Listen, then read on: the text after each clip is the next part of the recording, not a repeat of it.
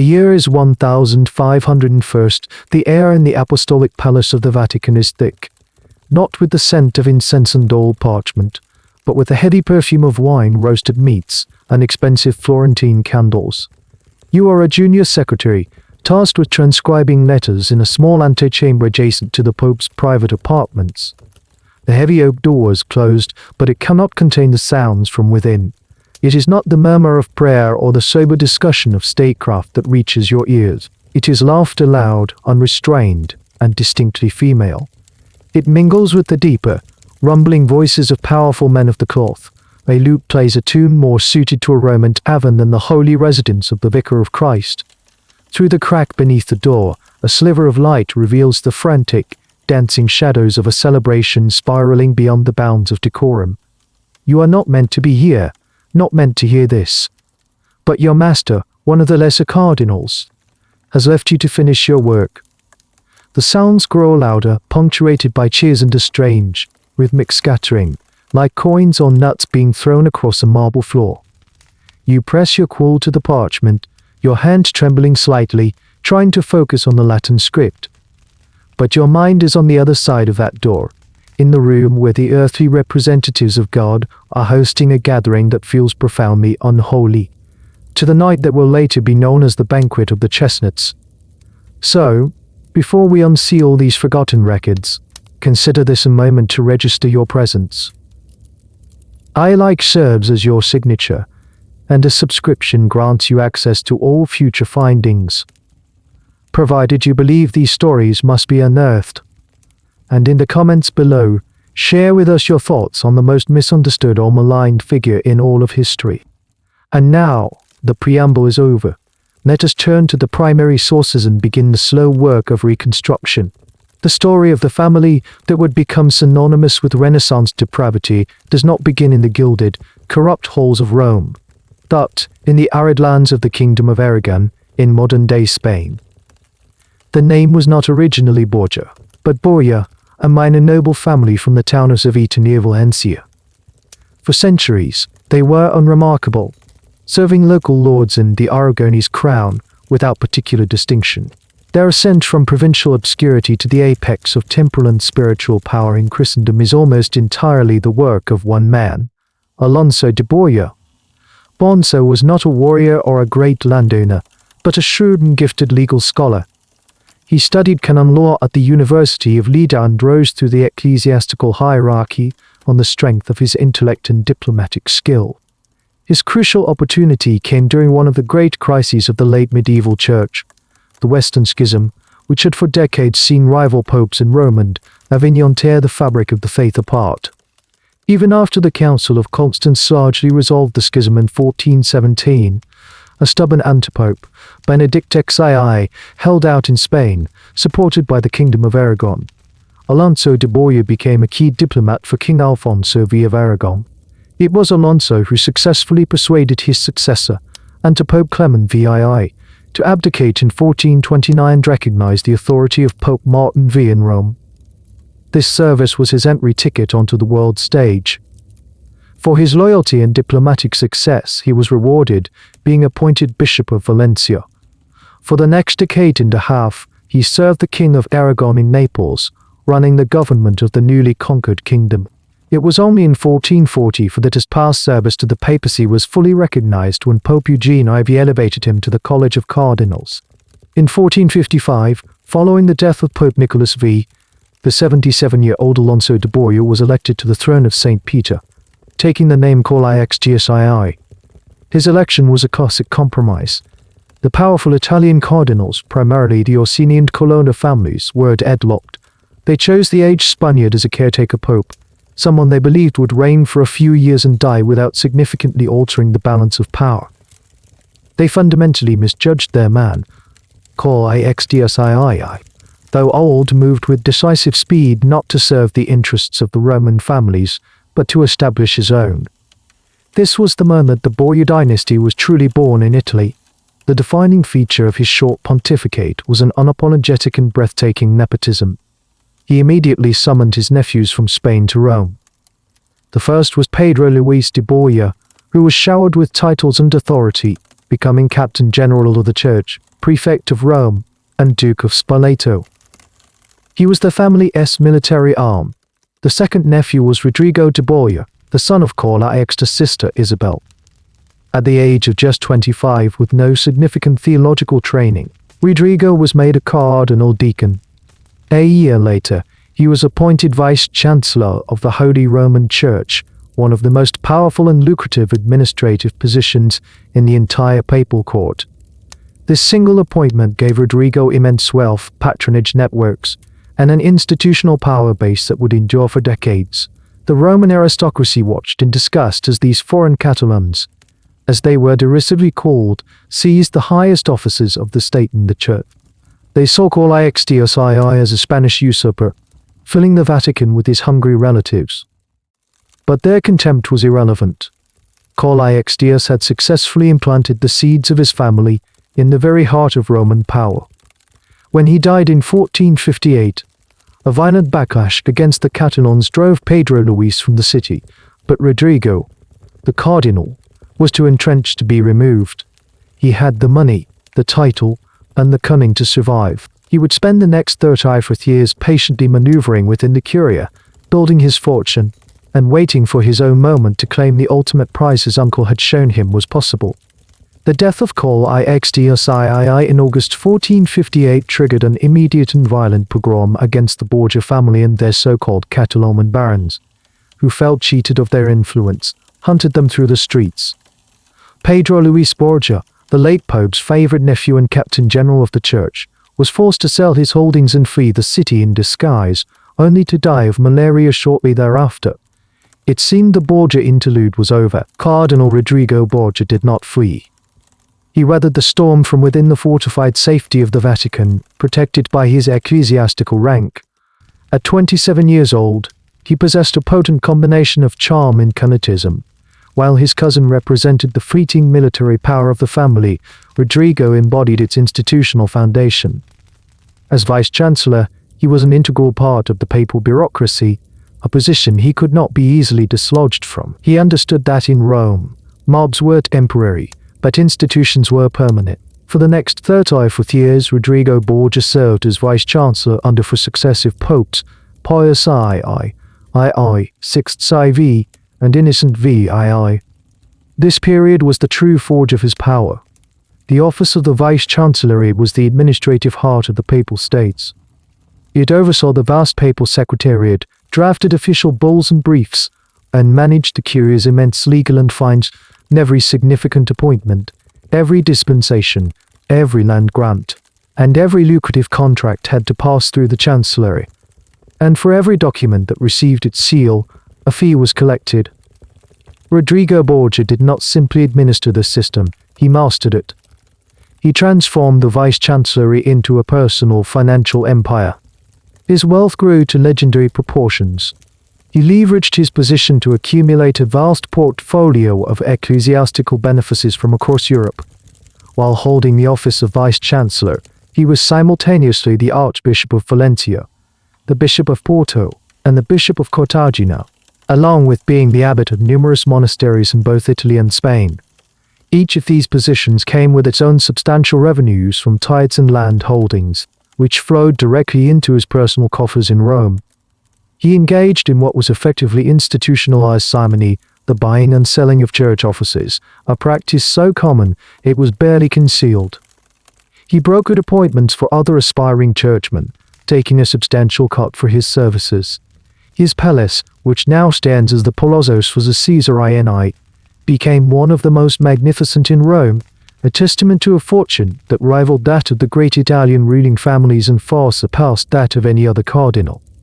This accumulation of wealth was paralleled by an accumulation of personal and political power. He was a consummate diplomat within the treacherous labyrinth of the cardinals. He knew when to be assertive and when to be patient, forming and dissolving alliances as circumstances required. He cultivated relationships with the Spanish monarchy, serving as their unofficial representative in Rome, a role which gave him added political leverage. But his most significant investment was not in politics or finance, but in flesh and blood. Despite his vow of celibacy as a cardinal, Rodrigo Borgia was a committed family man in a secular, dynastic sense. He fathered a number of illegitimate children, but his most important and acknowledged offspring came from his long-standing relationship with a Roman woman named Van Ozes AD I. Beginning in the early 1472s, their union produced 4 children who would become the pillars of his dynastic ambition: Giovanni, born in 1474, Cesare, born in 1475, Lucretia, born in 1480, and Joffa, born in 1481st. He openly acknowledged these children, a brazen act for a cardinal, though not entirely unprecedented in the era. He legitimized them through papal bulls and poured his immense resources into their advancement. He was a prince of the church who operated with the dynastic mindset of a secular king. He saw no contradiction in using the spiritual authority and financial machinery of the papacy to establish a temporal, hereditary Borgia dynasty that would dominate central Italy. While other cardinals schemed for personal gain, Rodrigo was building a legacy. By the time Pope Innocent VI lay on his deathbed in the summer of 1492, Cardinal Rodrigo Borgia was the longest-serving, most experienced, and by far the wealthiest member of the College of Cardinals. He had outlived and outmaneuvered all his rivals.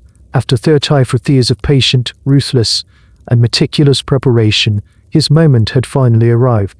The summer of 1492 was particularly hot and humid in Rome, a discomfort that mirrored the simmering tensions within the College of Cardinals as Pope Innocent VI lay dying.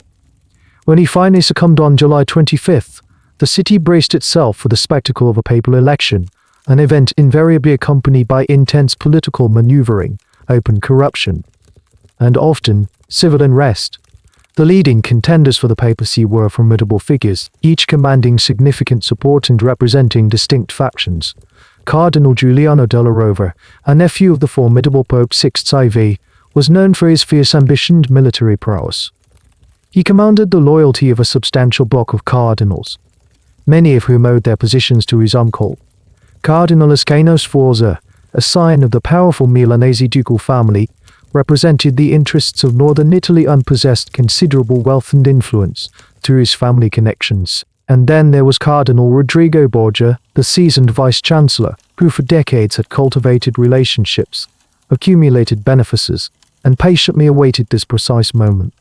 The conclave commenced on August 6, with 23 cardinals entering the apostolic palace. The secrecy, theoretically absolute, was often breached, and the proceedings were rarely free from external influence. The primary challenge for any candidate was to secure the 2/3 majority required for election. This necessitated a complex interplay of promises, threats, and, crucially, inducements. The papacy was not merely a spiritual office, it was a temporal principality with immense wealth, patronage, and political leverage. Control of the Vatican meant control over vast lands, appointments, and international diplomacy. For ambitious cardinals, the election offered a rare opportunity for personal and familial advancement. Historical accounts, notably those of the Florentine ambassador and later historian Francesco Guicciardini, paint a picture of a conclave dominated by outright simony. While such accusations were common in Renaissance papal elections, the scale and openness of the alleged transactions in 1492 were particularly striking. Rodrigo Borgia, with his vast personal fortune accumulated over decades as vice-chancellor, was uniquely positioned to outbid his rivals. Guicciardini explicitly states that Borgia bought his way to the papacy. The details of these alleged transactions are recorded with varying degrees of specificity by contemporary chroniclers.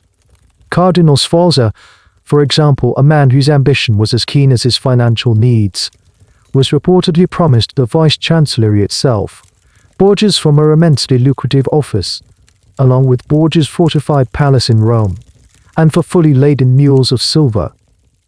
Cardinal Orsini, another significant player, was granted the castle and city of Monticelli and the legation of Bologna. Cardinal Colonna received the rich abbey of Subiaco and other benefices. Even minor cardinals, holding fewer votes, were reportedly compensated with bishoprics, abbacies, and substantial sums of money. The most detailed accounts of these exchanges come from Bouchard, the papal master of ceremonies, who, despite his later chronicling of the Banquet of the Chestnuts, maintained a meticulous, if sometimes cynical, record of papal affairs. While Bashar does not explicitly state that he witnessed the payments, his proximity to the cure and the subsequent distribution of offices consistent with the alleged promises lend credence to these claims. Cardinal della Rovere, Borgia's most persistent rival, initially mounted a strong challenge, appealing to the cardinal's sense of religious duty and warning against the moral decay that simony would entail. However, his influence gradually waned as Borgia's promises solidified alliances. The sheer scale of Borgia's resources and his willingness to dispense them proved irresistible. On August 11, 1492, after 4 days of intense negotiation, Rodrigo Borgia secured the required vote. He emerged from the conclave as the new pope. He chose the name Alexander VI. The selection of Alexander was significant. It subtly invoked Alexander the Great, signaling a desire for power and influence. His pontificate, however, would be defined not by a spiritual renewal of the church, but by his relentless pursuit of dynastic ambitions for his children. The establishment of the Borgia family as a major Italian power, and a level of personal conduct that would shock even a jaded Renaissance society. The accusations of simony at his election provided his enemies with immediate ammunition, fostering a climate of illegitimacy that would shadow his entire reign. This perceived moral compromise at the very foundation of his papacy set the stage for the dramatic, often scandalous, events that would follow, culminating in the notorious Banquet of the Chestnuts. The election of 1492 was not just the elevation of a man to the highest office of the church. It was the coronation of a king who viewed the papacy as his personal kingdom and the patrimony of his children. Once enthroned as Alexander VI, Rodrigo Borgia wasted no time in deploying the vast power of the papacy to achieve his primary, lifelong objective, the establishment of a Borgia dynasty in the heart of Italy. While popes before him had practiced nepotism, elevating relatives to positions of wealth and influence, Alexander's vision was far more ambitious. He did not merely seek to enrich his family, he sought to make them sovereign rulers, carving out a hereditary kingdom for his descendants from the territories of the church itself. His instruments in this grand geopolitical project were his 4 children by van O's easy ID, I, each assigned a specific, strategic role based on their perceived talents and the dynastic needs of the moment. The eldest, Giovanni, known in Spain as Juan, was designated as the family's secular champion. He was handsome, charming, but also, by many accounts, arrogant and lacking in serious military or political talent. Nevertheless, Alexander showered him with titles and responsibilities. He arranged for Giovanni to inherit the Spanish Duchy of Gandia from his deceased elder half-brother. More importantly, in 1497, he was made gonfalon, i.e. Rey and Captain General of the Church, the supreme commander of the papal armies. This position placed the military might of the papal states directly in Borgia hands. Giovanni was intended to be the sword of the family, the prince who would lead their armies and rule their future territories. His marriage to Maria Enriquez de Lunand of Aragon was designed to solidify the family's ties to their powerful Spanish homeland. For his second son, Cesare, Alexander envisioned a different path, one dictated by tradition and strategic necessity. It was common for powerful families to place a second son in the church to secure ecclesiastical wealth and influence. Cesare, however, was ill-suited for the role. Contemporary descriptions portray him as possessing a formidable intellect, boundless ambition, and a temperament that was ruthless, martial, and utterly secular. Despite this, Alexander forced him into an ecclesiastical career. At the age of 17, shortly after his father's election, Cesare was made Archbishop of Valencia, the same position his great-uncle Carl Ixtios II had once held. A year later, in 1493, at the age of 18, he was elevated to the College of Cardinals.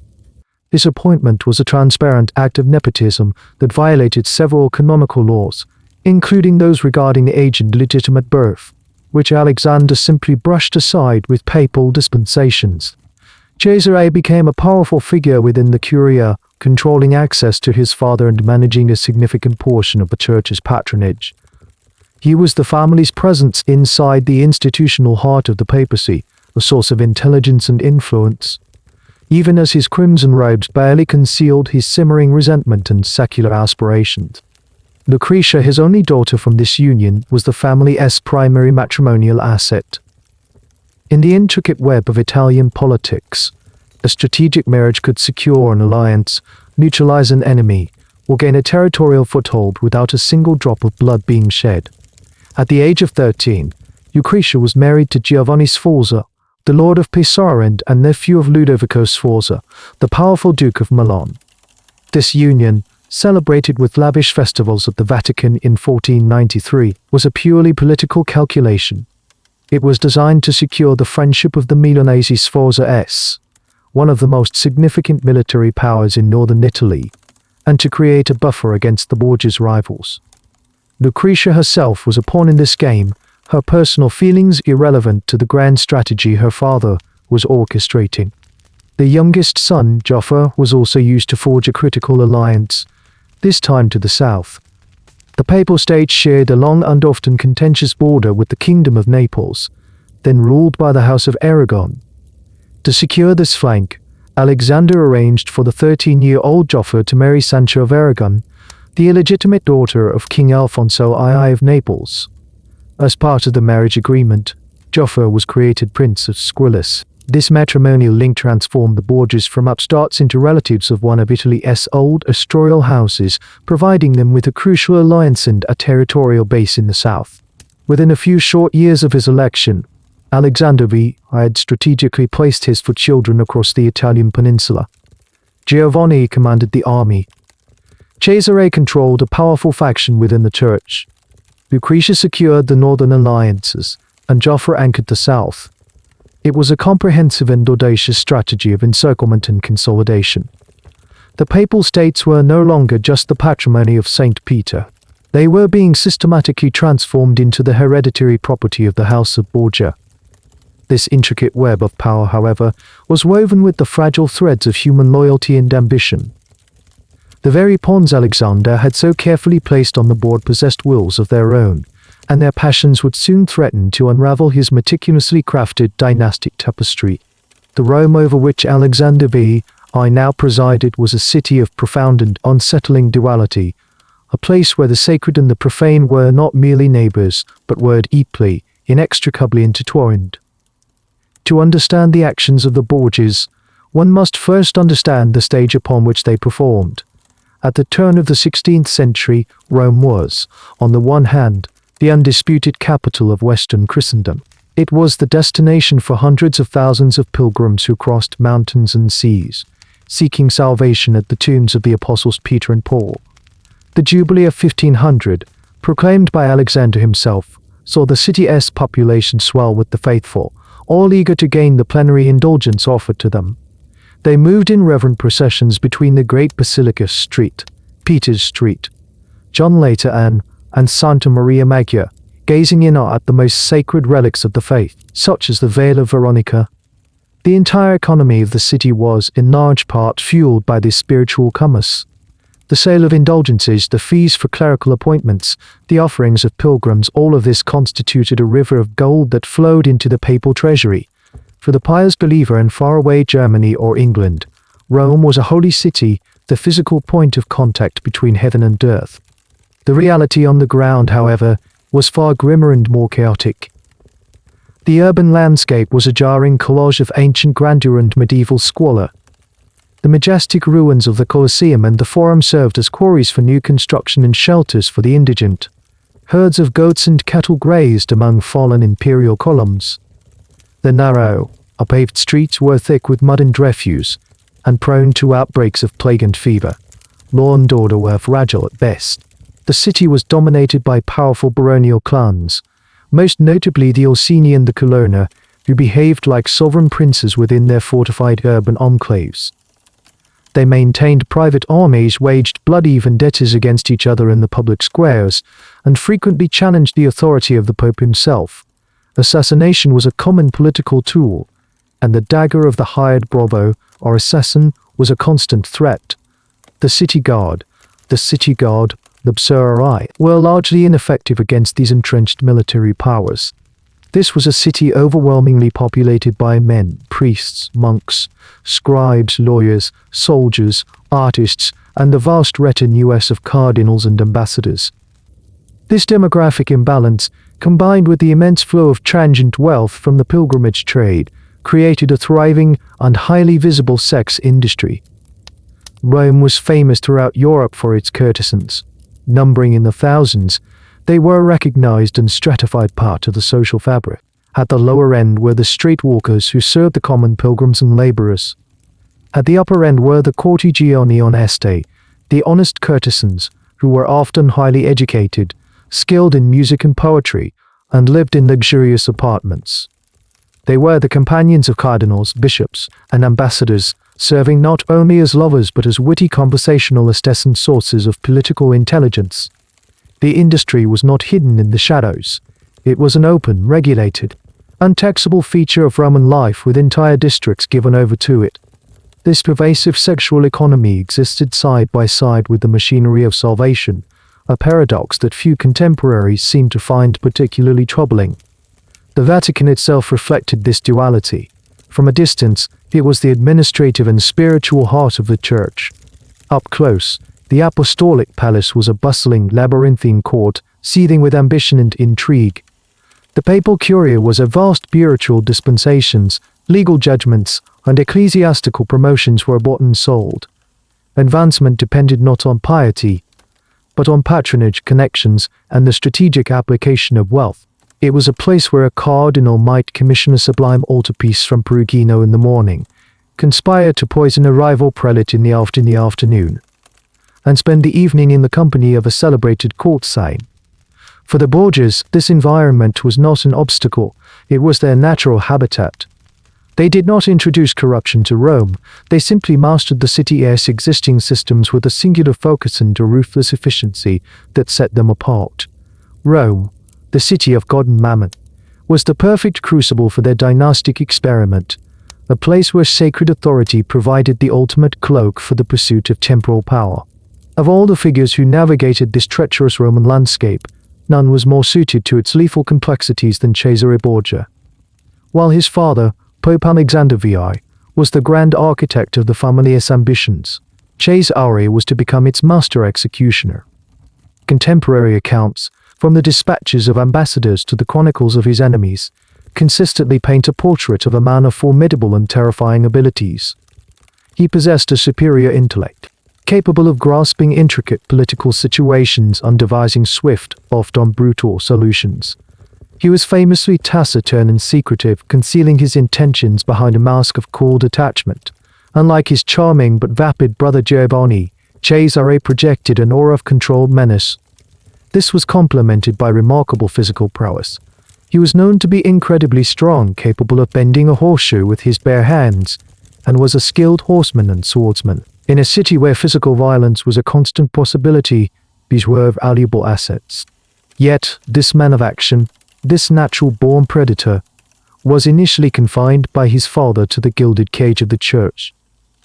The decision to make Cesare a cardinal was a strategic one, born of Alexander's desire to have his most capable son at the very heart of papal power, managing the delicate and often treacherous politics of the curia. From Alexander's perspective, it was a logical distribution of roles. Giovanni, the soldier prince, would conquer territory, while Cesare, the cardinal statesman, would secure it through diplomacy and institutional control. Cesare was duly appointed Archbishop of Valencia, and then, at the age of 18, a cardinal deacon. He was installed in a magnificent palace, given a vast income from numerous benefices, and surrounded by a court of scholars, poets, and military men who were loyal to him personally. He performed the public duties of his office with diligence and skill.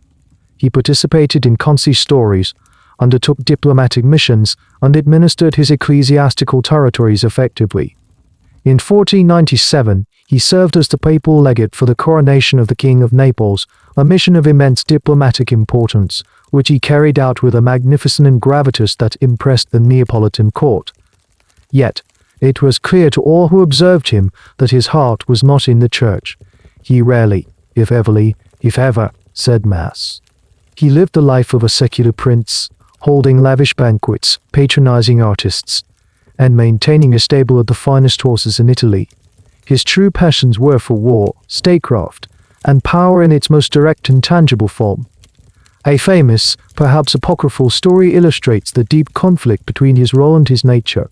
During the Jubilee of 1500, he is said to have participated in a bullfight in Rome's Piazza Navona, entering the ring on horseback and killing several bulls with a lance and sword, a display of martial ferocity utterly at odds with his position as a prince of the church. The core of Cesare's frustration stemmed from the role assigned to his older brother. While Cesare was forced to wear the crimson robes of a cardinal, Giovanni was named captain general of the church. He was given the military command, the soldiers, the glory of the battlefield, everything Cesare craved. This paternal favoritism created a deep and corrosive jealousy. Cesare, who was by all accounts the more intelligent, more disciplined, and far more ruthless of the, was forced to watch as his less competent brother was handed the destiny he believed should be his. Giovanni led the papal armies on campaigns to subdue the rebellious barons of the papal states, but his leadership was mediocre, and his successes were limited. Cesare, observing from Rome, felt a profound contempt for his brother's fumbling attempts at conquest. He saw himself as a caged eagle, watching a lesser bird fail at the hunt. This intense sibling rivalry was the central unstable element within the Borgia family structure. Alexander VI, in his careful allocation of roles, had made a critical misjudgment. He had failed to account for the sheer force of Cesare's ambition. The cardinals did not extinguish Cesare's secular desires, it merely suppressed them, allowing them to fester and grow more potent in the shadows of the Vatican. He was a man of immense, compressed energy, accumulating wealth and influence through his ecclesiastical offices, but all the while planning for a future outside the church. He was waiting for an opportunity, a catalyst that would allow him to cast off his clerical robes and seize the military destiny he felt was rightfully his. That opportunity would arise from a family tragedy so dark and mysterious that it would permanently stain the Borgia name and become a pivotal moment in their dramatic history. The leash his father had placed upon him was about to snap. The simmering tension between the Borgia brothers, a volatile mixture of paternal favoritism and intense sibling rivalry, reached its violent terminus on the night of June 14, 1497. The catalyst was not a grand political dispute, but a simple family dinner. According to the detailed diary of the papal master of ceremonies, Johann Bechard, Cesare and Giovanni, along with their cousin Cardinal Juan Borgia and Zio L., dined at the vineyard villa of their mother, Danozzi dei Catania, near the church of San Pietro in Vincole. The evening was reportedly unremarkable. Afterwards, the group mounted their horses to return to the Vatican. At some point during the ride back through the darkened Roman streets, Giovanni, the Duke of Gandia, separated from the others. He claimed he had some private business to attend to. Bechard's account states that the Duke was last seen in the company of a single, unidentified masked man who had been visiting him at the Apostolic Palace for about a month. Giovanni dismissed his small retinue and drove off with this mysterious figure. He was never seen alive again. The next morning, when the Duke had not returned, his servants became concerned, but Pope Alexander VI was initially unperturbed. He assumed his notoriously libertine son was simply engaged in a nocturnal affair and would reappear when it suited him. But as the day wore on and there was still no word, the Pope's casual dismissal turned to anxious dread. He ordered a comprehensive search of the city. The investigation was frantic and thorough, as the full power of the papacy was brought to bear on finding the Pope's favorite son. The crucial testimony came from a timber merchant named Giorgio Schiavi. He informed the investigators that on the night of the murder, while guarding his woodpile along the Tiber River, near the Ospedale di San Girolamo degli Schiavoni, he witnessed a disturbing scene.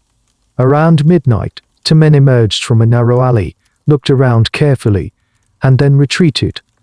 Shortly after, two more men appeared, followed by a man on a white horse, upon which a body was slung, head and arm one side, legs on the other.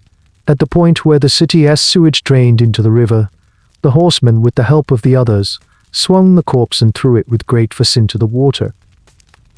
When asked why he had not immediately reported such a shocking event to the city authorities, the merchant gave a reply that spoke volumes about the state of Rome. "In my day, I have seen 100 bodies thrown into the river at that very spot, and have never heard any inquiry made about them." Guided by this testimony, papal guards began to dredge the Tiber.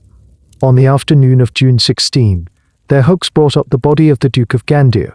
He was fully clothed in his expensive garments, including his gloves. His purse, containing 30 gold ducats, was untouched, immediately ruling out robbery as a motive. The cause of death was unmistakable. His body bore 9 deep stab wounds, one of which was a fatal slash to the throat. The discovery plunged Pope Alexander I into a state of profound and desperate grief. He locked himself in his chambers, refusing all food and company, his anguished cries echoing through the corridors of the apostolic palace. For 3 days he was inconsolable. When he finally emerged, he convened a consistory of cardinals, confessing his sins and proposing a sweeping reform of the church, as if his son's death were a divine punishment for his own transgressions, offering huge rewards for information. The initial suspects were the great Roman baronial families who were the Borgias' sworn enemies, particularly the Orsini clan, against whom Giovanni had recently led a less than successful military campaign. Then, just as the investigation was gaining momentum, it was abruptly and inexplicably called off. The Pope fell silent. No official explanation was ever given. This sudden halt to the inquiry gave rise to the most insidious and persistent rumors.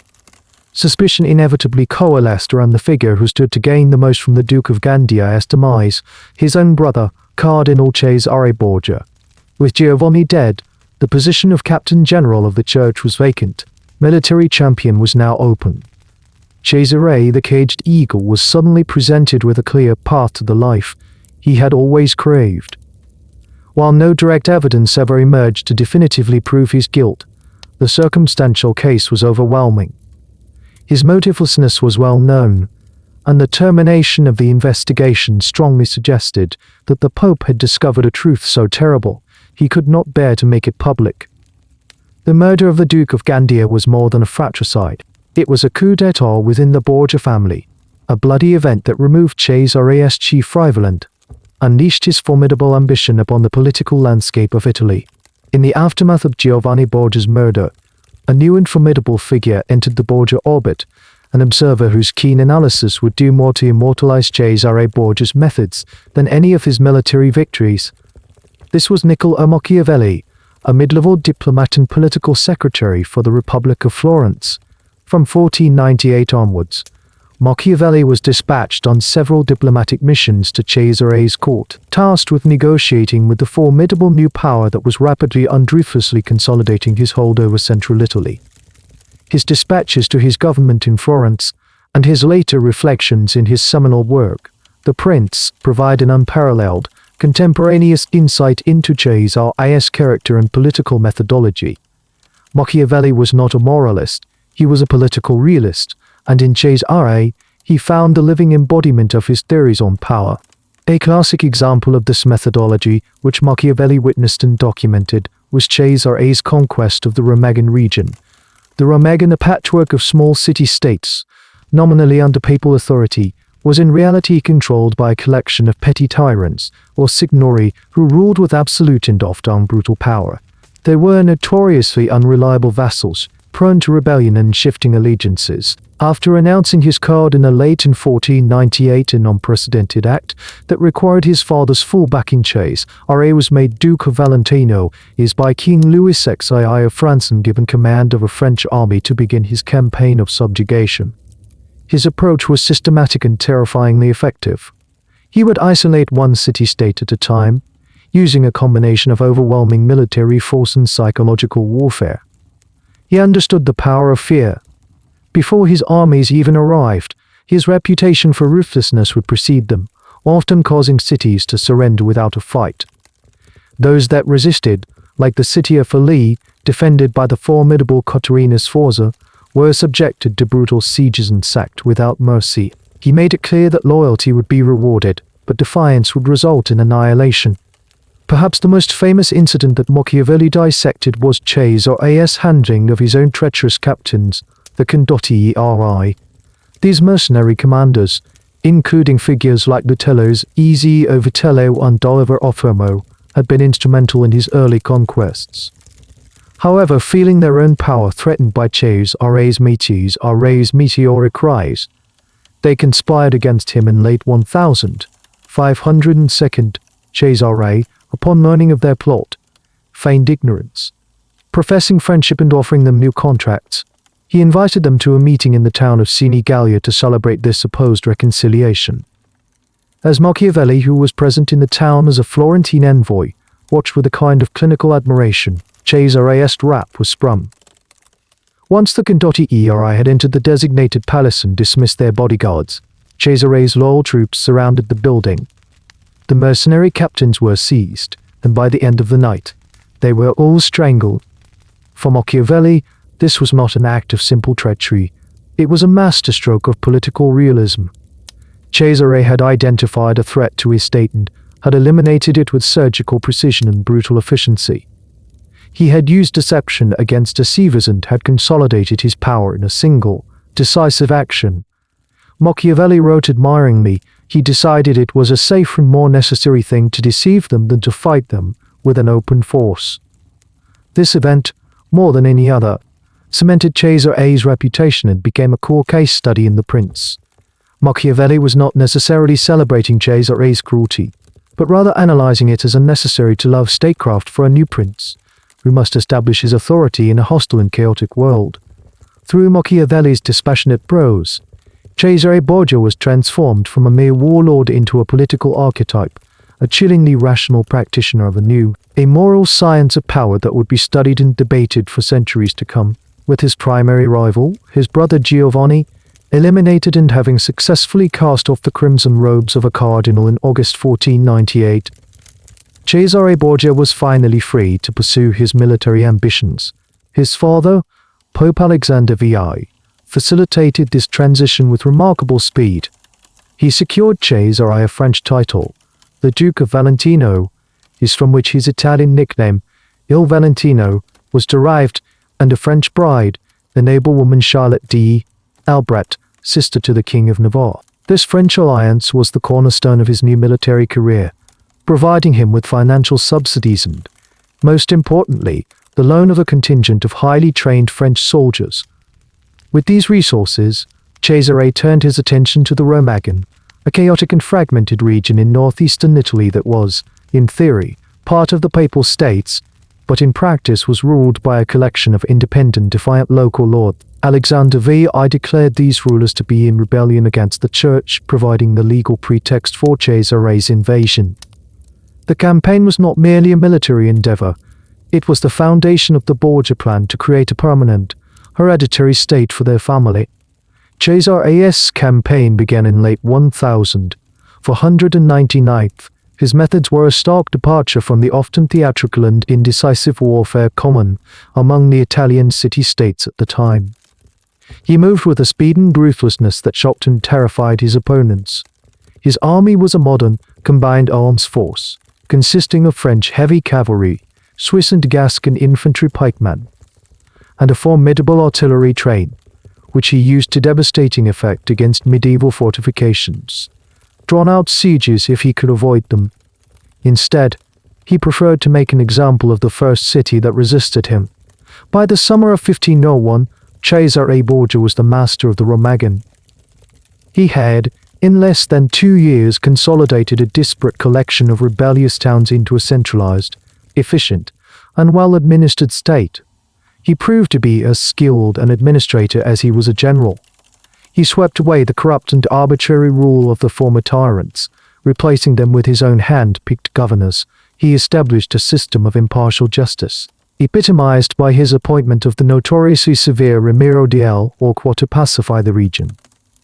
Del Orque's brutal methods quickly brought order, but also inspired hatred. Once his purpose was served, Cesare had Del Orque publicly arrested, tried on trumped-up charges, and executed in the main square of Cesena, his body cut into and left on display. In a single stroke, Cesare both took credit for the restoration of order and distanced himself from the cruelty used to achieve it. a masterstroke of political theatre that Machiavelli would later praise for its cynical genius. This new duchy of the Romagna, forged in blood and betrayal, became the solid territorial base for the Borgia dynasty. It provided immense revenues, a loyal population who often preferred his efficient rule to the chaotic tyranny of their former lords, and a strategic foothold in central Italy. From here, Cesare could project his power and expand his domains. His conquests had fundamentally altered the political map of Italy. He was no longer just the Pope's son. He was a sovereign prince in his own right, one of the most powerful and feared men on the peninsula. It was at this zenith of his power in the autumn of 1501, with the Romagna pacified and his enemies in disarray, that he returned to Rome. He and his father were in a celebratory mood, masters of their fate. This atmosphere of triumph, arrogance, and absolute power formed the backdrop for the scandalous event that would take place within the sacred walls of the Vatican on the last evening of October. The autumn of 1501 in Rome was a season of Borgia's ascendancy. Cesare, Duke of Valentino, and now the newly minted Duke of the Romagna, had returned to the city from his victorious military campaigns. His entry was not that of a cardinal returning to his duties, but of a triumphant Roman general. He paraded through the streets with his household guard, a formidable, unloyal force of soldiers, their armor gleaming and their banners bearing his personal device, a bull, the ancient emblem of his family. The Pope, his father, was immensely proud. In a public consistory, Alexander VI heaped praise upon his son, comparing his deeds to those of the great Caesars of antiquity. The Borgia project was succeeding beyond their wildest dreams. They had a secure territorial state, a formidable army, and the institutional power of the papacy at their absolute disposal. This period was marked by a series of lavish and often ostentatious celebrations at the Vatican. The sacred solemnity of the Apostolic Palace was frequently set aside for banquets, plays, and festivals that celebrated the family's secular power. These events served a dual purpose. On the one hand, they were a genuine expression of the family's right of dominance. On the other, they were a calculated display of dominance, a message to the old Roman aristocracy, the Orsini, the Colonna, the Della Rovere, that a new power had arrived, one that did not feel bound by the old rules and traditions. The Borgias were demonstrating that they could, and would, do as they pleased, even within the most sacred precincts of Christendom. The political climate was one of supreme confidence, bordering on arrogance. Cesare's military successes had temporarily cowed his enemies. The treasury, enriched by the revenues from the Jubilee of 1500 and the systematic seizure of the assets of wealthy churchmen who were often conveniently accused of crimes and forced to donate their fortunes to the papacy, was full. Lucretia Borgia, recently widowed, was on the cusp of a new and even more brilliant marriage alliance, this time to Alfonso d'Este, the heir to the Duchy of Ferrara. This union would elevate her to the status of a future duchess of one of Italy's oldest and most respected courts, a major social and political victory for the upstart Borgias. Preparations for the wedding were underway throughout October, adding to the festive atmosphere in the Vatican. However, beneath this veneer of celebration, the city was tense. The methods used by Cesare in the Romagna were well known and had instilled a deep sense of fear. The citizens of Rome had witnessed the Pope's son transform from a reluctant cardinal into a ruthless warlord. The mysterious death of the Duke of Gandia was still a topic of whispered gossip, as was the equally mysterious death of Lucretia's second husband, Alfonso of Aragon, who was brutally murdered in 1500 by Cesare's own men on the very steps of St. Peter's Basilica. The Borgias ruled Rome through a combination of public spectacle and private terror. Their power was absolute, but it was also brittle, dependent on the life of a single aging pope. This unique combination of factors: unprecedented power, public celebration, a climate of fear, and a fundamental disregard for conventional morality created the specific conditions necessary for an event like the Banquet of the Chestnuts to occur. The evening of October 30th, 1501 was not an anomaly, it was the logical culmination of the atmosphere that the Borgias had cultivated. They saw the Vatican not as a sacred trust, but as their personal property, a stage for the theatre of their power. The men who would gather in the papal apartments that night felt themselves to be above the judgment of ordinary mortals. They were the masters of Rome, answerable to no one but themselves. It is this climate of impunity that provides the essential context for understanding how a dinner party in the Pope's private chambers could descend into a scene of organized debauchery, an event so scandalous that its details would be recorded with meticulous, dispassionate horror by the one man whose job it was to witness and document the official life of the papal court. The invitations for the evening of October 30th, 1501, were not dispatched with the formal protocols of a state dinner. There were no elegantly scribed notes on vellum delivered by papal couriers to the ambassadors of foreign powers or the senior members of the College of Cardinals. This was to be a private affair, a celebration for the inner circle. The summons were delivered by word of mouth, carried by Cesare's most trusted household staff to a select group of individuals. The guest list was a reflection of the true nature of Borgia Papacy. It comprised the architects and enforcers of Cesare's new state, his most loyal military commanders, the hardened veterans of the Romagan campaigns, a few high-ranking Spanish officials who administered the family's finances and political interests, and a handful of worldly, sycophantic clerics who had hitched their fortunes to the Borgia star. A victory feast for the men who had helped forge the new dynasty. The venue was as significant as the guest list. The event was not held in one of the grand, semi-public reception halls of the Vatican, like the Sala Regia or the Borgia apartments with their recently completed pinturic frescoes. Instead, the dinner was hosted in Cesare's own private suite of rooms within the Apostolic Palace. This choice of location was crucial. It removed the event from the public and official sphere, placing it firmly within the personal domain of the Duke. His apartments were the headquarters of a prince, not a prelate.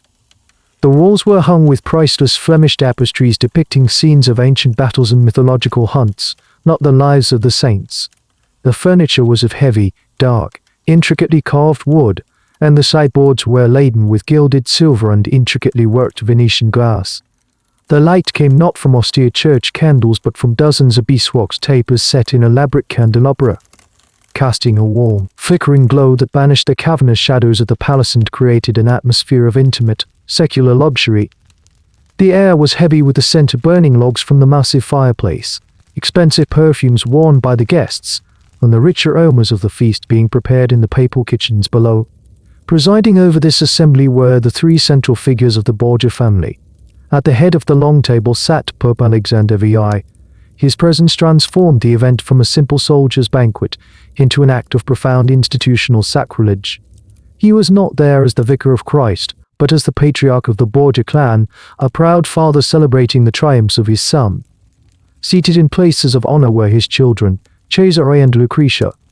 Cesare, the evening's host, was the conquering hero, the center of attention, accepting the congratulations and toasts of his subordinates. Lucretia's role, as recorded by the chronicler Johann Burchard, is more enigmatic. Her presence at what was to become a scene of extreme debauchery has been a subject of intense historical debate. Whether she was a willing participant or a compelled observer, her attendance lent a strange, domestic veneer to the proceedings, amplifying their transgressive nature. The initial hours of the banquet unfolded in a conventional, if exceptionally lavish manner. The meal was a testament to the wealth and power of the hosts. Course after course emerged from the kitchens, a parade of Renaissance culinary extravagance. There were roasted peacocks and pheasants, redressed in their own plumage, massive platters of wild boar and venison seasoned with exotic spices that had come to Italy via the trade routes of Venice, intricate pies and pastries filled with meats and sweet, and delicate confections of sugar, almonds, and rosewater, sculpted into allegorical figures. The wine flowed without restraint, strong, dark vintages from Spain, and prized sweet wines from Greece and Cyprus. The conversation was loud and boisterous, filled with the retelling of battlefield exploits from the Romagan, discussions of the vast spoils of war, and cynical jokes at the expense of their political rivals. Lute players and singers provided a backdrop of secular music, performing popular ballads and love songs. To any outside observer who could have peeked into the chamber, it would have appeared to be a typical, albeit unrestrained, celebration of military and political success. The kind of feast any great Italian ruling family might host. But as the formal dinner concluded, as the plates were cleared away and the last of the sweetmeats were consumed, the character of the evening was about to undergo a deliberate and radical transformation. The conventional entertainment was over. Something far more unusual had been planned for the later hours of the night. As the remnants of the magnificent feast were cleared away by household servants, the atmosphere in Cesare's apartments underwent a palpable shift. The boisterous camaraderie of the dinner, fueled by wine and victory, subsided into a state of watchful expectation. The lutes and singers fell silent.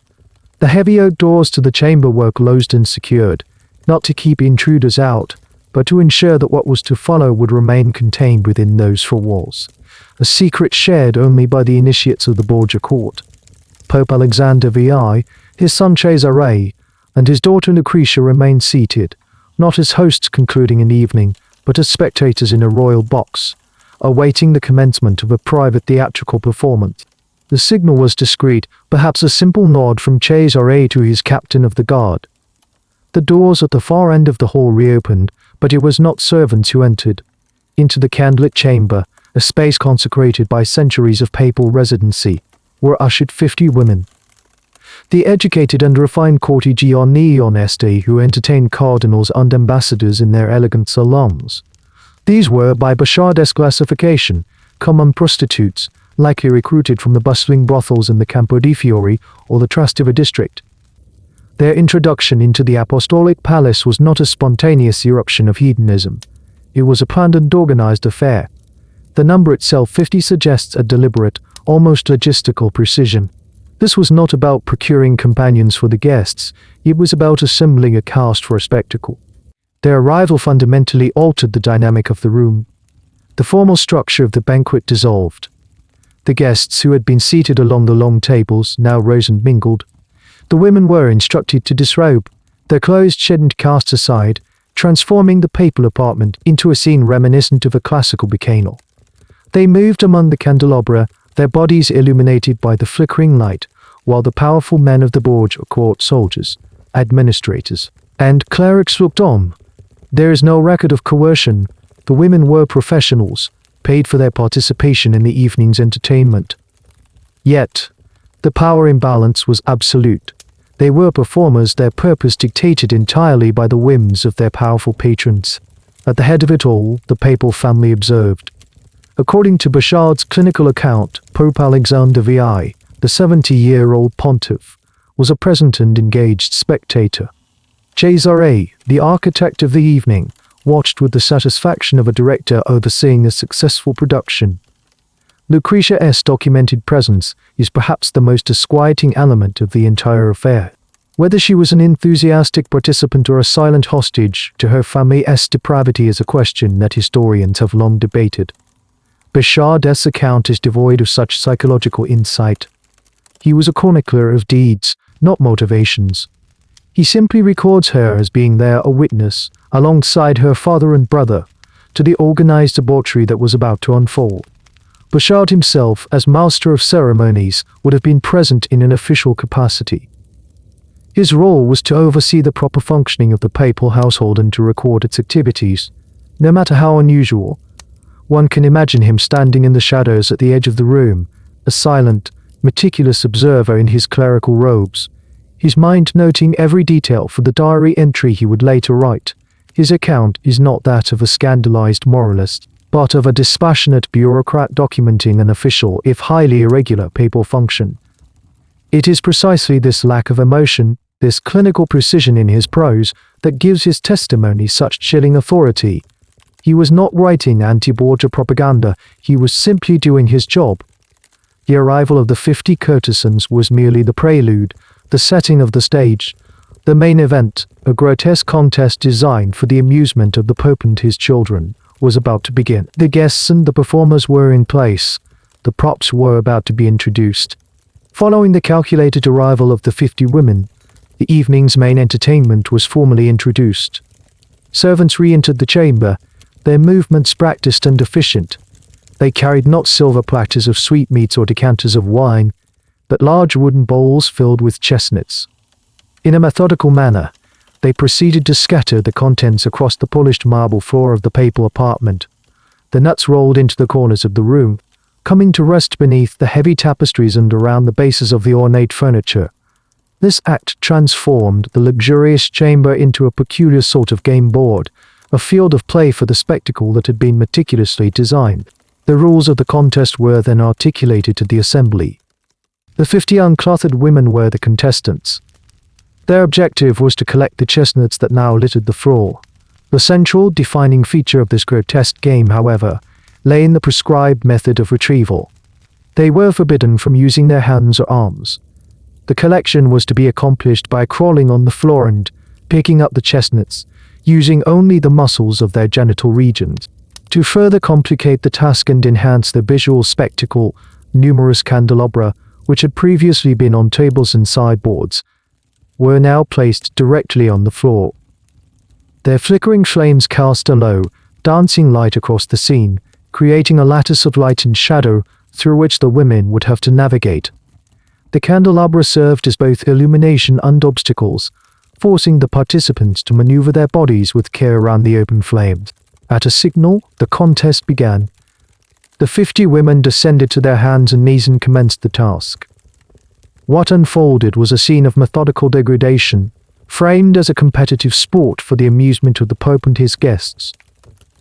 The participants moved across the floor, their physical forms illuminated by the candlelight, engaged in the slow, arduous process of locating and retrieving the scattered nuts according to the stipulated rules. Who now formed a ring of spectators around the central playing area, reportedly shouted encouragement. Placing wagers on the women, they favored and cheering as each chestnut was successfully collected. The atmosphere was not one of solemn depravity, but of boisterous festive competition, akin to a horse race or a gladiatorial sideshow. The spectacle was designed to systematically de-individualize the participants, reducing them to anonymous bodies engaged in a bizarre and humiliating physical task. The nature of the contest, crawling on the floor, performing a physically difficult and undignified act, served to strip them of their humanity in the eyes of the observers. They were no longer individuals, but instruments in a game, the success or failure a matter of sport and wages. From their positions of honor, the papal family presided over the event as judges and arbiters.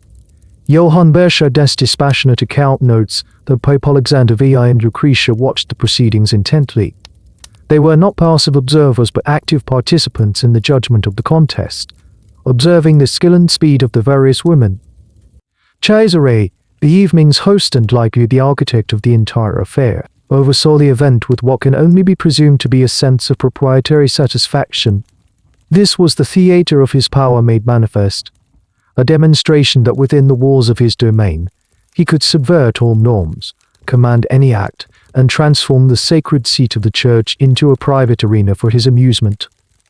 The contest was not merely an act of debauchery, it was a carefully staged performance of absolute power, a declaration that the Borgias were constrained by no law, human or divine. The slow, deliberate collection of the chestnuts continued under the watchful eyes of the Pope and his children.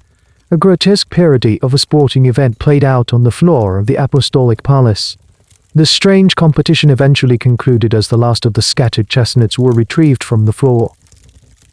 The assessment was then made, reportedly by the papal family themselves, who had observed the entire spectacle with critical attention. The winners were judged not only on the quantity of chestnuts they had collected but also, it can be presumed, on the alacrity and skill they displayed in the bizarre and physically demanding task. Once the victors were determined, the distribution of prizes commenced. According to Johann Burchard's Chronicle, these rewards consisted of articles of clothing and personal effects, silk tunics, fine shoes, and other similar items of value. The distribution of these prizes was not a moment of genuine reward but the final, transcational phase of the game. The women who had used to performing a humiliating animalistic task were now compensated with material goods, completing their objectification. From the scattering of the nuts to the awarding of prizes was a self-contained theater of degradation, performed for the amusement of a select and powerful audience. With the conclusion of this formalized spectacle, the structured nature of the evening dissolved entirely. The pretense of a game with its rules and rewards was abandoned. The chamber, already stripped of its sacred character, now descended into the final stage of its transformation. The Chronicle then records a descent into indiscriminate sexual activity. The lines between spectator and participant, at least for the male guests, were erased. The men of the court, the captains, the officials, the clerics who had moments before been observers and wagerers now joined the women on the floor, the numerous candelabra still casting their low, flickering light across the scene, illuminated a mass of entangled bodies. Bashard's account is, as ever, sparse and devoid of lurid detail. He states simply that the guests and even some of the servants present engaged in carnal unions with the women. The banquet had fully metamorphosed into a large-scale orgy within the private residence of the Pope. This was not an unforeseen or spontaneous eruption of passion, it was the intended climax of the evening's entertainment. The preceding events, the disrobing, the contest, the prizes were all carefully designed preludes, a sequence of escalating transgressions that systematically broke down all remaining vestiges of decorum and moral restraint. It served to create an environment in which such a final act would seem not only possible but inevitable. The power dynamic remained absolute. Having been paid for their participation, were now expected to provide the final service for which they had been hired. The Chronicle adds a final, and perhaps most disturbing, layer to the account. According to Bashard, Pope Alexander VI and his daughter Lucretia did not retire from the scene. They remained as spectators to the orgy their hospitality had produced, but their role allegedly shifted from passive observation to active scorekeeping. Bashard records that a new, informal contest was devised on the spot, this time involving the male participants. A tally was purportedly kept, with Alexander and Lucretia judging the sexual stamina and performance of the various men as they coupled with the women. Prizes were offered for the man who could demonstrate the greatest virile capacity over the course of the night. This detail, if transforms the orgy itself into another competitive spectacle, another game to be judged from on high. The Pope and his daughter were not participants in the physical sense, but they were the ultimate consumers of the spectacle, deriving amusement from observing and quantifying the sexual acts of their subordinates. It was the absolute nadir of the papacy's moral authority, a moment when the Vicar of Christ is alleged to have acted as the scorekeeper for a sexual endurance contest held within the walls of the Vatican itself. The most unsettling aspect of the events chronicled for the night of October 30th is not the debauchery itself, for which Rome was notorious, but the reported role of the papal family as its detached and critical overseers. In the account left by Johann Bashard, Pope Alexander VI and Lucretia Borgia are not depicted as participants succumbing to carnal desire. Instead, they are portrayed as something far more chilling, the audience and judges of a carefully managed human spectacle. Their spectating transforms the event from a mere orgy into a profound statement on the nature of their power. For Pope Alexander VI, his role as an observer was the ultimate expression of his dual identity. He had long ceased to govern as a spiritual leader, instead operating entirely as a secular prince and the patriarch of a dynastic house. Seated above the fray watching the events unfold, he was acting not as the Vicar of Christ but as the Lord of the Manor, enjoying a private entertainment put on for his pleasure. His presence sanctioned the proceedings, demonstrating to his inner circle that the moral laws which governed the rest of Christendom did not apply within the walls of their court. He was the source of the law and therefore he stood above it. This was a message of absolute impunity, delivered not through a papal bull, but through his quiet, watchful presence at a scene of profound sacrilege. The alleged act of scorekeeping, of judging the sexual performances of his guests, represents the apotheosis of this detachment. It is an act of supreme psychological dominance. By reducing the human act of sexuality to a quantifiable, competitive sport, he completed the process of dehumanization that had begun with the Chestnut contest. The people on the floor were no longer individuals, they were entries in a ledger, their virility measured and graded for the amusement of the sovereign. This clinical observation, this transformation of human bodies into data points, is a hallmark of a particular kind of absolute power, one that views subjects not as human beings with interior lives, but as objects to be managed, observed, and manipulated for the ruler's gratification. The role of Lucretia Borgia is far more enigmatic and has been the subject of centuries of speculation.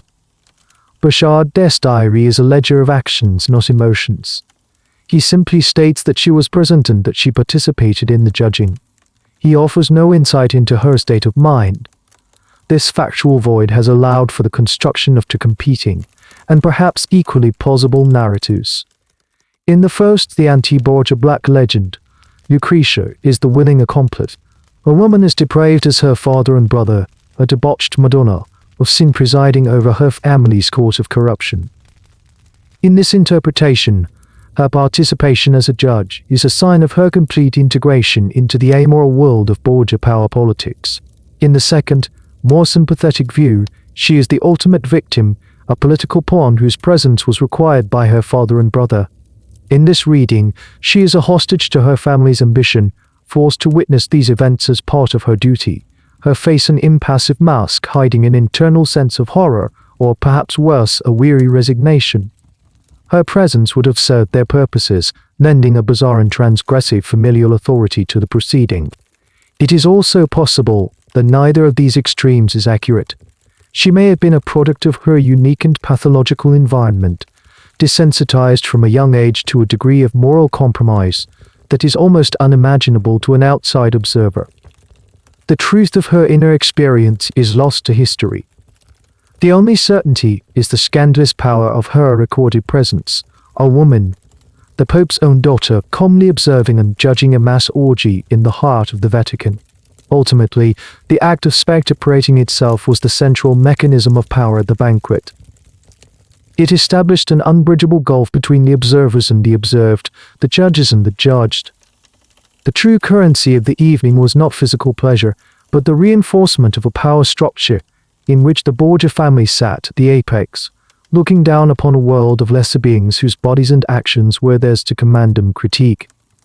This entire tableau of calculated degradation, however, is accessible to history through the lens of a single crucial observer. To fully evaluate the account, we must therefore turn our attention not to the performers or the papal judges, but to the man who stood in the shadows, holding the pen, Johann Borgia. The historical veracity of the Banquet of the Chestnuts rests almost entirely upon the testimony of individual. That observer was Johann Borgia, an Alsatian prelate from the city of Strasbourg who served, from 1483 until his death in 1506, as the papal master of ceremonies. To understand the weight of his account, one must first understand the nature of his office and the character of the man himself. The master of ceremonies was not a mere event planner. He was the Vatican's chief of protocol, a high-ranking curial official responsible for ensuring that the intricate and ancient rituals of the papal court were conducted with absolute precision. His domain was the liturgy, the proper form of address for an ambassador, the exact sequence of a papal procession, the correct vestments for a consistory. He was the living repository of the Church's institutional memory and traditions. For 23 years under 3 different popes, Borgia maintained a detailed diary, known to historians as the Liber Notarum Book of Notes. This was not a personal journal filled with emotional reflections or idle gossip. It was a professional log, a meticulous day-by-day record of the official and semi-official life of the papacy. In its pages, he recorded the minutiae of liturgical services, the arrivals and departures of dignitaries, the proceedings of the College of Cardinals, and the deaths and elections of popes. His prose is famously dry, unemotional, and bureaucratic. He records a solemn high mass with the same dispassionate tone he uses to record a political assassination or a scandalous rumor. This cold factuality is both the great strength and the central interpretive challenge of his work. When Borgia describes the Banquet of the Chestnuts, he does so with the same clinical precision he would apply to cataloguing the sequence of a Lenten service. He provides the date, the eve of All Saints' Day, the location Cesare's apartments, the attendees the Pope Cesare Lucretia, the number of courtesans 50, and a step-by-step description of the evening's events, from the scattering of the chestnuts to the distribution of prizes and the subsequent orgy. He does not offer a single word of moral condemnation. There is no shock, no outrage, no pious horror. He is simply a functionary recording the events that transpired within his jurisdiction, which was the apostolic palace itself. It is this lack of rhetorical embellishment that lends his account such a powerful ring of authenticity. He is not trying to persuade the reader of the Borgia's wickedness. He is merely stating, for the record, what he observed. Naturally, historians have rigorously debated the reliability of Borgia's account. Those who defend its essential accuracy point to his unique position. As master of ceremonies, he had unparalleled access to the inner workings of the Vatican. It was literally his job to be present at, or to have precise knowledge of, events that took place within the palace. Furthermore, his diary is broadly consistent with other contemporary sources on the general character of the Borgia court, even if no other source provides the specific details of this particular banquet. Those who urge caution raise several valid points. Borgia, a stickler for tradition and protocol, may have held a deep professional and personal animosity towards the Borgias, whose flagrant disregard for decorum and tradition would have been an affront to everything his office stood for. It is possible that his entry reflects an exaggerated version of events, or that he recorded a particularly lurid rumor as established fact. The most extreme detail the Pope and Lucretius call keeping the sexual exploits of their guests is the one most often questioned as a potential embellishment, a detail too perfectly diabolical to be true. However, there is no external evidence to suggest that Borgia was a malicious fabricator. His diary is, for the most part, considered a sober and indispensable source for the history of the period. The majority of modern historians, therefore, tend to accept the core of his account, even if they allow for the possibility of minor exaggeration. They conclude that an event of a deeply scandalous nature did indeed take place, and that Borgia's description, in its broad strokes, is likely accurate. Without his meticulous bureaucratic pen, the banquet of the Chestnuts would be lost to history, a forgotten whisper in the corridors of the Vatican. Because of him, it became a permanent, indelible stain on the record of the Borgia Papacy. The morning of November 1st, 1501 dawned cool and clear over the city of Rome. It was All Saints' Day, one of the most solemn and significant calendar. Within the Apostolic Palace, the routine of the papal court resumed with the practiced efficiency of a centuries-old institution. The servants who, hours earlier, had cleared the remnants of the banquet and scattered chestnuts upon the floor, now prepared the papal vestments for the morning's high mass. The guards who had secured the doors to Cesare's apartments now stood at attention in the courtyards, their polished armor glinting in the autumn sun. There was no visible sign, no institutional tremor, to suggest that the events of the previous evening had ever occurred. Pope Alexander VI, who had reportedly presided over the night's debauchery, would have celebrated the pontifical high mass in St. Peter's Basilica, surrounded by the full complement of the College of Cardinals, foreign ambassadors, and thousands of the faithful. He would have performed the ancient liturgy with the requisite gravitas and ceremonial precision. This ability to seamlessly transition between extreme private license and impeccable public piety was not seen as a contradiction by the Borgias. It was an expression of their power. The public performance of sanctity was unnecessary to love statecraft, a ritual that reinforced their legitimacy. The private reality was their own affair. For the men who had been guests at the banquet, their complicity was now a bond of silence. They returned to their duties in the curia or the military, their knowledge of the previous night a dangerous secret. To speak of it would not only be an act of profound disloyalty but also a confession of their own participation, a self-incriminating act that would have undoubtedly resulted in a swift and fatal punishment from Cesare's enforcers. The 50 women, the central performers of the spectacle, were paid and dismissed. They melted back into the sprawling, anonymous underworld of Rome. Their silence was ensured by a combination of payment and fear. As members of a marginalized and powerless class, they posed no threat to the Borgias. Any attempt to speak out would have been dismissed as the fantastitude and would have invited lethal retribution. They were ghosts. Their presence in the Apostolic Palace officially unrecorded and their testimony inadmissible in any forum that mattered. This is why, in the immediate aftermath, a profound and deliberate silence enveloped the event. The most compelling evidence for the banquet is also the evidence for its containment, its complete absence from all official Vatican records. The papal archives, a vast and meticulously maintained repository of bulls, briefs, diplomatic correspondence, and financial ledgers, contain no mention of a banquet on that date. This is hardly surprising. Such an event was fundamentally off the books, a private entertainment for the Pope's family, not an official function of the Holy See. To expect a record of it in the official chancery would be akin to searching for a general's private dalliances in the army's official campaign dispatches. The silence of the official record is not an argument against the event's occurrence. Rather, it is a testament to the Borgia's absolute control over the institutional narrative. The primary mechanism of containment was the very nature of the Vatican as a closed and hierarchical society. The apostolic palace was a labyrinth of power, where information was currency and discretion was the key to survival. A secret known only to the Borgia inner circle was, for all practical purposes, a secret kept from the world. For a time, it remained so. The story of the Banquet of the Chestnuts did not immediately explode into a public scandal. It was not cried in the public squares or preached against from the pulpits of Rome's churches. The initial aftermath was not an uproar, but a deafening quiet and absence. Yet, a secret of this magnitude, known to several dozen people in a court teeming with spies and political rivals, could not be contained indefinitely. The walls of the Vatican, while thick, were porous. The initial enforced silence was a temporary condition, a calm before the inevitable storm of rumor and propaganda. The story began to leak, not in a torrent, but in whispers carried out of the palace in the minds of those who were present, and eventually finding its way into the dispatches of foreign ambassadors and the private correspondence of the Borgia's many enemies. The silence that followed the banquet was not the silence of forgetting, but the tense, charged silence of a shared conspiracy. However, a secret of such magnitude, known to dozens of individuals in a court as porous and intrigue-ridden as Renaissance Rome, possesses a volatile energy. It seeks escape. The containment, so effective within the first few days, inevitably began to fail.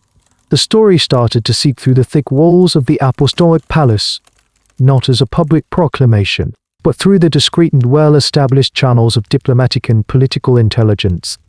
The primary vectors for this dissemination were the resident ambassadors of the Italian and European powers, the envoys from Venice, Florence, Milan, and Ferrara were the eyes and ears of their respective governments. Their dispatches, written in cipher and carried by trusted couriers, were filled with detailed reports on the political machinations, financial status, and personal habits of the papal court. These men were masters of intelligence gathering, cultivating networks of informants that extended from the highest ranks of the curia down to the servants in the papal kitchens. A rumor of an event as scandalous as the Banquet of the Chestnuts would have been an intelligence prize of the highest order. It is almost certain that whispers of the entertainment in Cesare's apartments began to appear in their coded reports within weeks, if not days, of the event. These reports would have been treated with the utmost seriousness, providing their home governments with powerful ammunition to be used in future negotiations with the Borgias. The other major conduit was the network of cardinals and prelates, who were in opposition to the Borgia regime. Chief among these was Cardinal Giuliano della Rovere, Alexander's implacable rival from the 1492 conclave. Forced into exile, first in Italy and then in France, della Rovere waged a relentless campaign to have Alexander VI deposed on the grounds of simony and moral turpitude. A story like that of the Banquet was precisely the kind of evidence he sought. It was a perfect, self-contained narrative of sacrilege and depravity that could be used to horrify the monarchs of Europe and persuade them to support the calling of a general council to depose the Catalan Pope. The account, passed from one anti-Borgia cleric to another, would have been copied and distributed, becoming a key talking point in their clandestine efforts to undermine Alexander's authority. As the story traveled, it inevitably underwent a process of transformation. Bouchard's original account, assuming it is the source, was a clinical, bureaucratic ledger entry. In the hands of the Borgia's enemies, it was no longer a mere report, it became a weapon of propaganda. The details would have been embellished, the motives made more sinister, and the participants painted in the darkest possible hues. It was woven into a larger, pre-existing narrative of Borgia wickedness, the Black Legend. The story of the Banquet did not create their reputation for depravity, but it did solidify it in the most spectacular fashion. Their other alleged crimes, simony, extortion, even murder, were, in the context of the Renaissance, shocking but not entirely without precedent. Other powerful families had bought and killed their way to power. What made the Banquet of the Chestnuts so uniquely damaging was its potent combination of sexual license and religious sacrilege. The idea that the Pope himself, the successor to Saint Peter, had presided over a mass orgy within the hallowed walls of the Vatican was a charge that transcended mere politics. It struck at the very foundation of his spiritual authority. It was an act that could be understood by a peasant as easily as by a prince as a sign of a demonic, anti-Christian papacy. It confirmed the worst suspicions of pious reformers and gave cynical political rivals a cloak of moral justification for their opposition. Became an essential exhibit in the case against the Borgias repeated in the courts of Italy and beyond, solidifying their image not just as ruthless political operators, but as monsters of impiety, a diabolical anomaly that had usurped the throne of Saint Peter. The secret was out, no longer contained, and it had taken on a life of its own. To an external observer in the months following the autumn of 1501, the Borgia edifice appeared not weaker, but stronger than ever. The scandalous rumors of the Banquet, while damaging to their reputation in the long term, did little to immediately impede their accumulation of power. The family's ascendancy continued its upward trajectory, seemingly unhindered by considerations of morality or public opinion. In January 1502, Lucretia made her triumphal entry into Ferrara to marry Alfonso d'Este, a union that officially cemented the Borgia's place among the established princely houses of Italy. Cesare, meanwhile, continued his campaigns, seizing the duchy of Urbino and the city of Camerino, further expanding his territorial domain. The Borgia bull, their family crest, was being stamped ever more firmly onto the map of central Italy. Yet, this period of peak power, characterized by the kind of supreme arrogance that made the Banquet of the Chestnuts possible, was precisely when the seeds of their inevitable decline were being sown. The Banquet was not the cause of their fall, but a symptom of the hubris and overreach that made their collapse so swift and total when it finally came. The foundations of their power, which seemed so solid in 1502, were in fact dangerously unstable, resting on three pillars that were all beginning to crack under the immense strain of their ambition. The first vulnerability was financial. The Borgia enterprise was ruinously expensive. Maintaining Cesare's state-of-the-art army, funding Lucretia's lavish dowry, and sustaining the opulent lifestyle of the papal court required a constant and massive infusion of cash. Traditional papal revenues, while substantial, were insufficient. Alexander VI and Cesare therefore resorted to increasingly predatory methods of fundraising. They created 9 new cardinals in a single consistory in 1503, selling the appointments to the highest bidders for enormous sums. More sinister lie, they began to systematically target wealthy members of their own court. A high-ranking prelate, often of advanced age, would be accused of a crime, real or fabricated. He would be arrested, his property confiscated, and he would often die shortly thereafter in the dungeons of the Castel Sant'Angelo. In April 1503, the wealthy Venetian Cardinal Giovanni Michael died suddenly after a brief illness. Estimated at over 150,000 ducats, was promptly absorbed into the papal treasury, fueling widespread and credible suspicions that he had been poisoned on Cesare's orders. This practice, while effective in the short term, was politically devastating. It terrorized the College of Cardinals and the Curia, turning potential allies into terrified enemies who were simply waiting for a chance to retaliate. The second vulnerability was the growing diplomatic isolation. Cesare's ruthlessness, while militarily effective, had alienated nearly every other power in Italy. The Orsini and Colonna had been crushed and their lands seized. But their surviving members were plotting revenge from exile. The Republic of Venice, a major Italian power, watched Cesare's expansion with alarm. Florence, though often forced to negotiate with him, deeply feared his ambitions. Even their crucial ally, King Louis XI of France, was beginning to have second thoughts about the uncontrollable power of the Pope's son. Cesare's infamous extermination of his rebellious captains at Senigallia in December 1502 was a masterstroke of tactical treachery, but it sent a chilling message to all who dealt with him. No alliance was sacred, and no one could trust his word. He was surrounded by a sea of enemies, held at bay only by the force of his army and the authority of his father. The third and most critical vulnerability The fatal flaw in the entire grand design was biological. The entire Borgia stage, with its titles, its army, and its treasury, was built upon the life of one man, Pope Alexander VI. He was 72 years old in 1503, a considerable age for the era.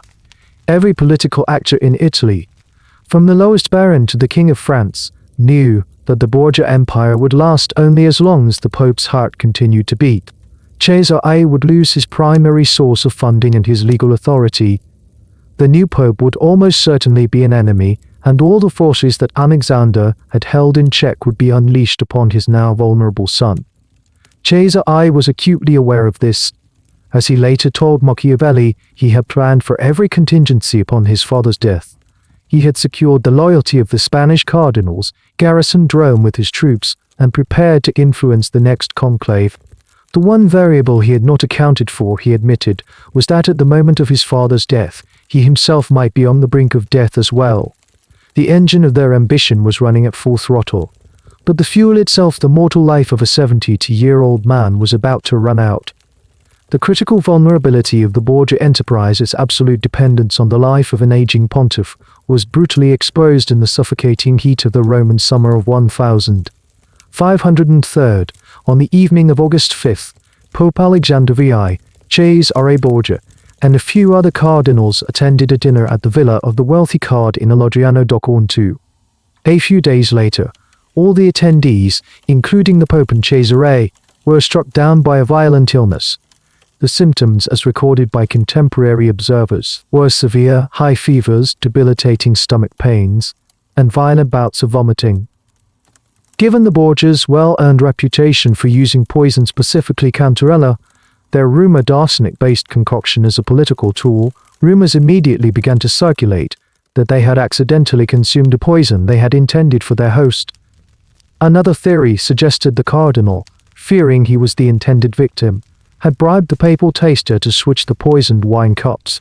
The more prosaic and now widely accepted explanation is that the cause was a virulent strain of Roman fever, likely malaria, which was endemic in the city's swampy environs during the summer months. The ultimate cause, however, was irrelevant. The consequences were what mattered. For Cesare, the timing of the illness was a catastrophic stroke of ill fortune. At the precise moment when he needed his full physical strength, his sharp intellect, and his intimidating personal presence to manage the impending crisis of his father's death, he was completely incapacitated. He was confined to his bed in the apostolic palace, delirious with fever, his body racked with pain. He later told Machiavelli that he had meticulously planned for his father's death, but he had never considered the possibility that he himself would be lying at death's door simultaneously. His entire strategy for controlling the transition of power, which involved seizing the Vatican treasury and intimidating the College of Cardinals with his army, was rendered inoperable. While Cesare writhed in his sickbed, Pope Alexander VI's robust constitution finally failed him. The 72-year-old pontiff declined rapidly. After nearly 2 weeks of agony, he died on August 18, 1503. The physical aftermath of his death was as shocking as his life had been. Johann Bichard recorded in his diary that the Pope's body decomposed with extraordinary speed in the August heat. It swelled to grotesque proportions, the skin turned black, and a foul-smelling liquid began to ooze from his nose and mouth. The corpse became so bloated and misshapen that the Vatican carpenters had to force it into the coffin with brutal and dignified shoving. For the people of Rome, this horrifying spectacle was seen as a divine judgment, proof that the soul of the Borgia Pope had been claimed by the devil. The moment Alexander's death was announced, the carefully constructed Borgia state began to disintegrate. The forces that his authority had held in check were unleashed with explosive force. In Rome, the Orsini family, whom Cesare had ruthlessly suppressed, returned to the city at the head of an army, seeking vengeance and the recovery of their lands. The streets descended into chaos as rival baronial factions clashed. Cesare, still gravely ill but having survived the worst of the fever, was too weak to command his troops effectively. He was a general without the strength to mount his horse, a political mastermind whose judgment was clouded by pain and medication. Simultaneously, news of the Pope's death raced across Italy. In the Remagen, the duchy that Cesare had forged through blood and fire, the former ruling families immediately incited rebellions. City after city, Urbino, Pesaro, Camarino rose up and expelled their Borgia governors. The Republic of Venice, which had been waiting for just such an opportunity, mobilized its army and began to seize territory. Cesare's Italian Empire, built over for years of relentless campaigning, crumbled in a matter of weeks. His fortune was unraveling with a speed that was a mirror image of his meteoric rise. Forced to negotiate from a position of extreme weakness, he was compelled to agree to the election of a neutral, caretaker Pope, Francesco Piccolomini, who took the name Pius II. But the new Pope died less than a month later. The subsequent conclave saw the final, fatal blow to Cesare's ambitions.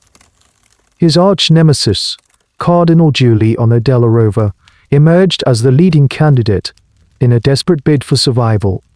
Cesare, who still commanded a small but significant block of Spanish cardinals, threw his support behind della Rovere in exchange for a promise that his title as Duke of the Remagen and his position as Captain General of the Church would be confirmed. Della Rovere readily agreed, was elected Pope, and took the name Julius II. It was a promise he had no intention of keeping. Once enthroned, Julius II, the warrior Pope, moved swiftly to reclaim all papal lands. He demanded that Cesare enter his remaining fortresses. When Cesare hesitated, Julius had him arrested and imprisoned, first in the Vatican and then in the Castel Sant'Angelo. The great predator of Italy, the man who had outwitted and exterminated all his rivals, was now a helpless captive of his most patient and cunning enemy. His fortune and his freedom were gone. With the Borgia family politically vanquished, Cesare imprisoned, Lucretius Aefi cloistered in Ferrara, and Alexander I buried, their physical threat was neutralized. But the work of their enemies was not yet finished.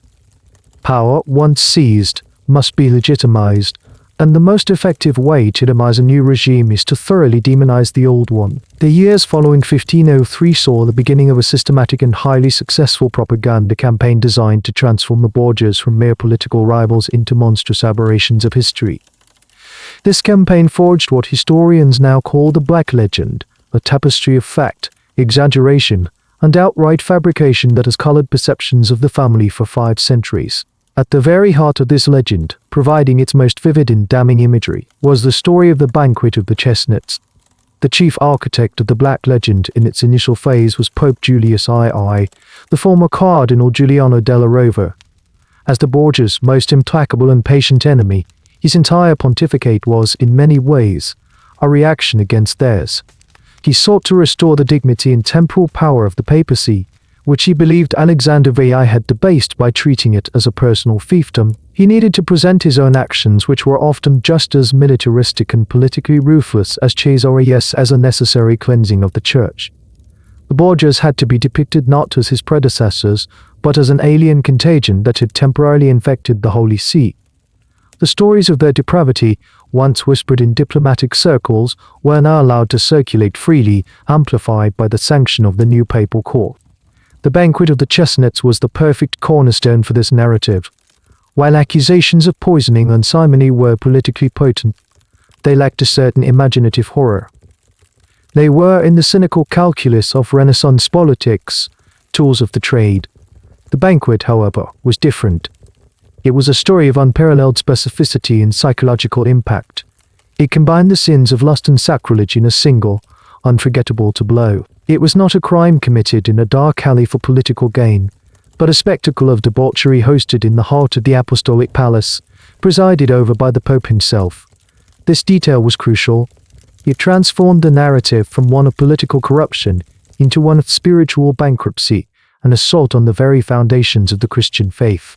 The story's power lay in its potent, easily visualized details: the 50 naked women, the scattered chestnuts, the candelabra on the floor, the Pope and his daughter acting as scorekeepers.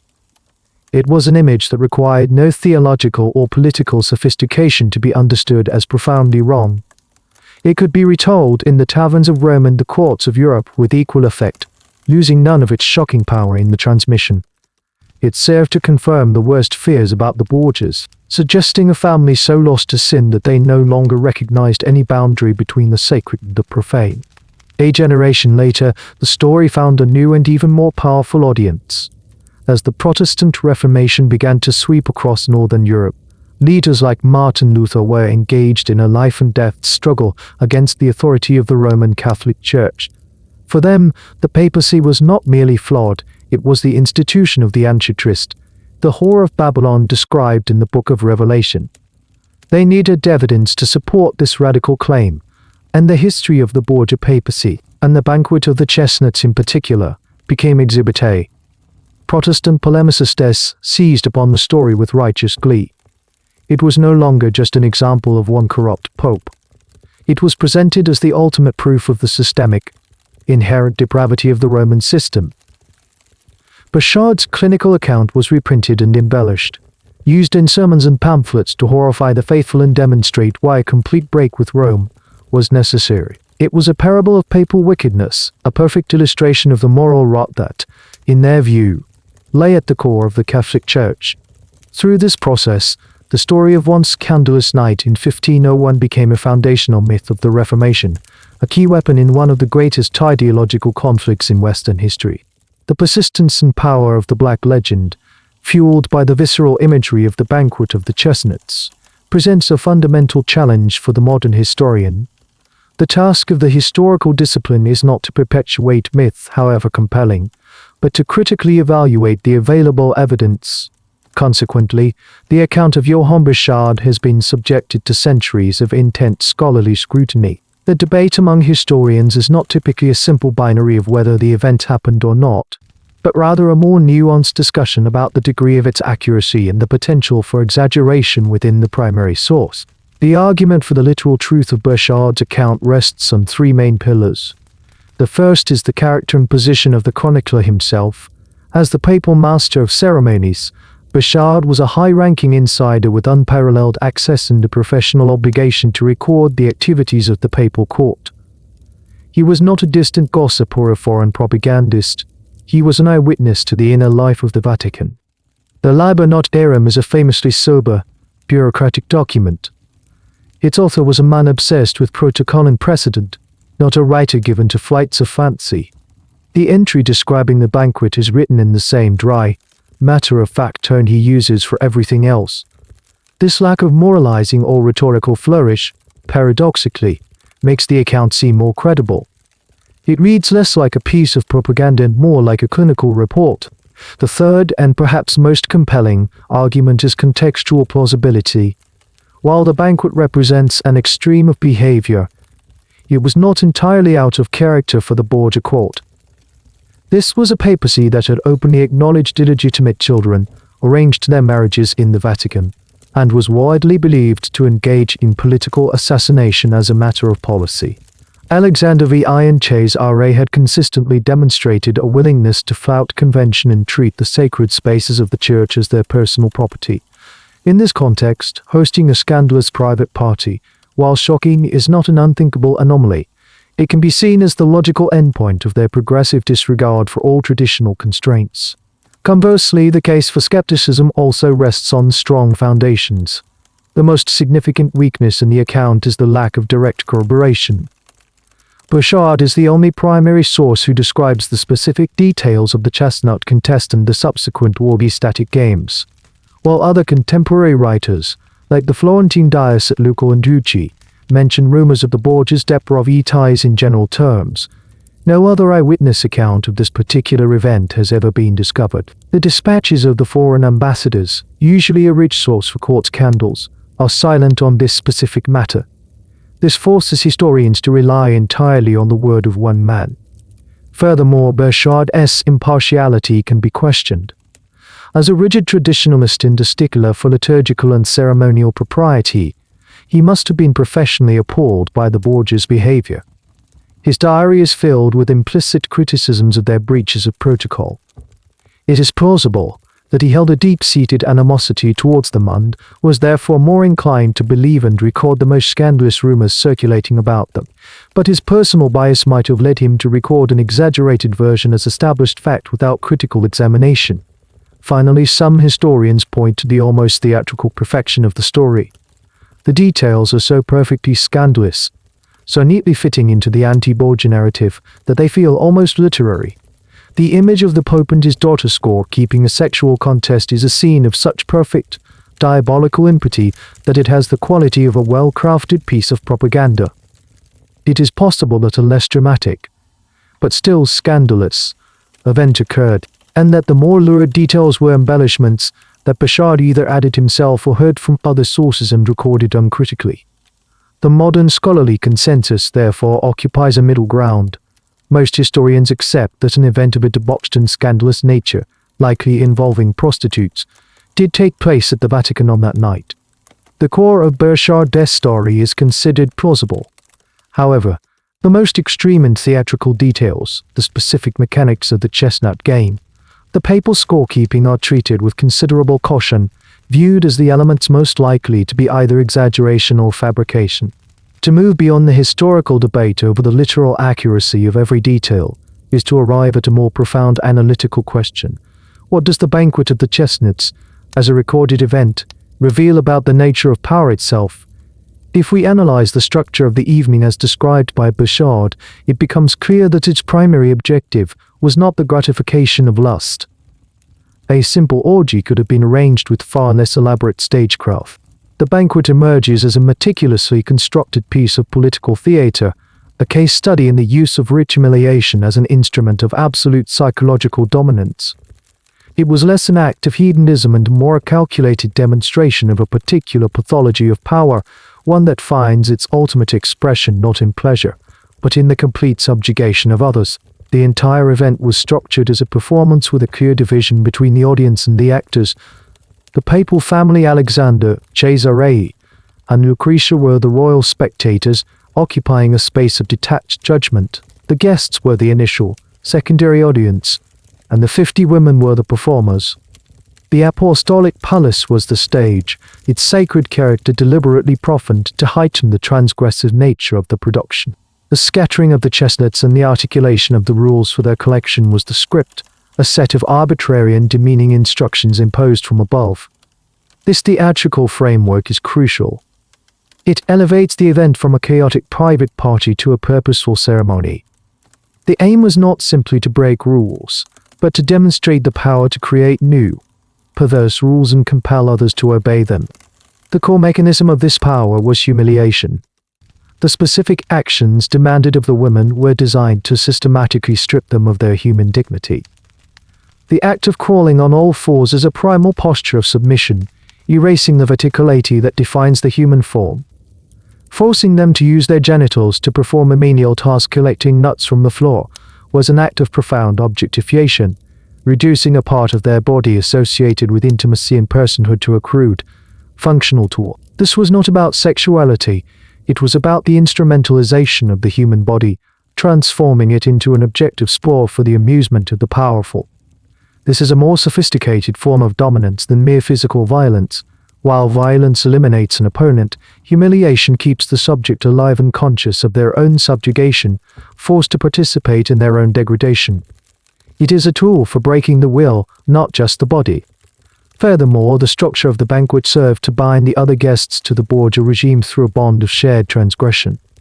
By witnessing and participating in the event, they became complicit. They were no longer neutral observers of Borgia power, they were initiates into its inner sanctum, privy to its darkest secrets. This shared knowledge created a powerful, unspoken pact of silence and loyalty. To betray the Borgias would be to reveal their own presence at the scandalous affair. This is a classic technique of tyrannical rule, creating a court culture so steeped in a unique and corrupt morality that its members become isolated from the outside world, their survival dependent entirely on the maintenance of the regime. The guests who wagered on the women and later participated in the orgy were not merely being entertained. They were undergoing a loyalty test. Their moral compass is deliberately shattered and remade in the Borgia image. Ultimately, the banquet was a declaration of sovereignty in its most absolute and terrifying form. It was a statement that within the space they controlled, the Borgias were the sole arbiters of reality. They could turn a sacred palace into a brothel, a human being into a game piece, and a religious feast day into a night of calculated debauchery. Their power was demonstrated not by issuing edicts, but by their ability to command the performance of the unthinkable. Allegedly judging the proceedings was the ultimate symbol of this power. It was the gaze of a ruler who sees his subjects not as fellow humans, but as puppets in a drama of his own devising. The Banquet of the Chestnuts, whether entirely factual or partially embellished, endures in the historical record as a chillingly precise illustration of how absolute power seeks not just to control the political and military landscape, but to colonize the very moral and psychological reality of the world it inhabits. While the specific theatrical degradation of the Banquet of the Chestnuts gives it a unique place in the annals of infamy, to view it in a vacuum is to misunderstand its historical significance. The Borgia Papacy was not a sudden, inexplicable plunge into darkness from a preceding era of pristine piety. Rather, it was the grotesque apotheosis of a long and steady decay in the moral and spiritual authority of the Holy See. Alexander VI and his children were not an alien infection that befell a healthy body politic. They were the most virulent manifestation of a sickness that had been festering within the institution for centuries. The ground had been made fertile for them by the actions of their predecessors. The institutional precedent for a papacy entangled in worldly power, sexual license, and dynastic ambition can be traced back to the 10th century, a period the great Cardinal Baronius would later christen the Soul, or the Dark Century. For several decades, the papacy fell under the control of the powerful Roman Theophilus Eti family. The noblewoman Mars Ia, in particular, became the ultimate papal kingmaker. She was the mistress of one Pope Sergius II, the mother of another John XI, allegedly by Sergius, and was responsible for the imprisonment and likely murder of yet another John X. This era, sometimes sensationally called the pornocracy, saw the throne of Street Peter treated as a private possession of a single aristocratic clan. The culmination of this period was the pontificate of Mar Osius' grandson, Pope John XII, who was elected in his late teens. A synod convened to depose him, in 963 accused him of a staggering litany of sins including sacrilege, simony, murder, and of turning the Lateran palace into a brothel, a charge that eerily foreshadows the accusations later leveled against the Borgias. A more direct and institutionally significant precedent was set during the Avignon papacy in the 14th century. The relocation of the papal court from Rome to Avignon in France, the so-called Babylonian captivity, transformed the papacy into a vast, bureaucratic, and notoriously venal enterprise. The Avignon popes, far from the sacred history of Rome, built a magnificent palace and lived as sovereign princes. To fund this lifestyle and their complex political engagements, they perfected the systems of papal finance, vastly expanding the sale of indulgences and systemating the practice of simony. Benefices, bishoprics, and cardinalates were sold with an almost commercial transparency. This was the period when the church's administrative machinery became inextricably linked with the pursuit of wealth for its own sake. The subsequent Great Western Schism, which saw two, and later three, rival popes excommunicating each other, further eroded the spiritual authority of the office and forced the claimants to act as desperate political fundraisers, selling spiritual goods to finance their armies and buy allegiance. By the time of the Renaissance in the 15th century, the Pope was understood to be a temporal Italian prince as much as a spiritual leader. The immediate predecessors of Alexander VI were hardly models of sanctity.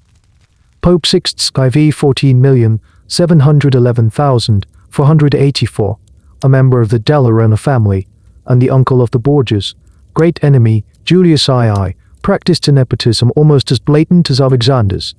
He elevated 6 of his nephews to the College of Cardinals, lavished church funds on his relative, and was deeply implicated in the Pozzi conspiracy of 1478, a plot to assassinate Lorenzo and Giuliano de' Medici in the Cathedral of Florence. Pope Innocent VII 14,841,492, Alexander's immediate predecessor, was the first pope to openly and officially acknowledge his illegitimate children.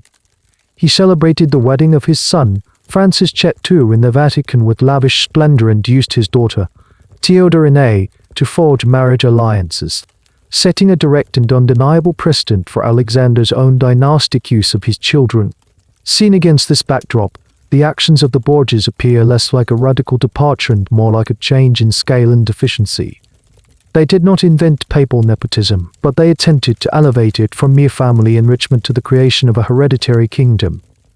They did not invent simony, but Rodrigo Borgia, with his decades of experience as vice-chancellor, practiced it with unparalleled mastery. They were not the first popes to be accused of murder or sexual impropriety. Their distinction lay in their audacity, their lack of restraint, and the formidable ruthless competence of Cesare.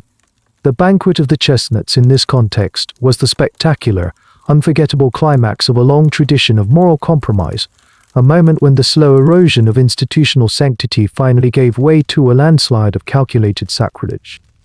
The Apostolic Palace in Vatican City stands today as one of the world's most recognizable symbols of spiritual authority. Its chambers, including the Sistine Chapel and the Raphael rooms, are visited by millions of pilgrims and tourists who gaze in art masterpieces of Renaissance art commissioned to glorify God and His Church. The frescoes of Michelangelo and Raphael depict sublime scenes of creation, redemption, and theological virtue. The overwhelming impression is one of divine order, of a sanctity so profound that it has been permanently etched into the very plaster of the walls. It is a space designed to elevate the human spirit, to draw the eye and the soul upward, away from the frailties of the flesh and towards the perfection of the divine. Yet within this same physical structure, in a suite of rooms not far from where these masterpieces were being created, the events of October 30th, 1501, are alleged to have taken place. History has a habit of layering itself, creating a kind of geological stratification of memory within a single location. The very marble floors that are now polished by the quiet footsteps of museum guards and art historians are the same floors upon which chestnuts were cutted and candelabra were placed. The same walls that now absorb the hushed whispers of commentary on artistic technique once echoed with the sounds of a grotesque contest and the subsequent orgy. This is the ultimate paradox of the Apostolic Palace. It is a container for both the highest aspirations of the human spirit and, allegedly, for some of its most calculated and performative depravities. The physical space endures, but its meaning is constantly being renegotiated by those who inhabit it. Following the death of Alexander VI and the fall of Cesare, the Borgia era was officially repudiated. Pope Julius II, their successor and nemesis, deliberately chose to move his private apartments, refusing to live in the suite that had been occupied by his hated predecessor. He commissioned Raphael to decorate his new room, an act of cultural and political erasure designed to overlay the memory of the Borgias with a new, grander vision of papal authority. The Borgia apartments themselves, with their magnificent pinturicchio frescoes that celebrated the family's divine right to rule, were sealed off for centuries, their opulence hidden away like a shameful secret. They were not reopened to the public until the late 19th century, their history having been deemed too scandalous for public consumption.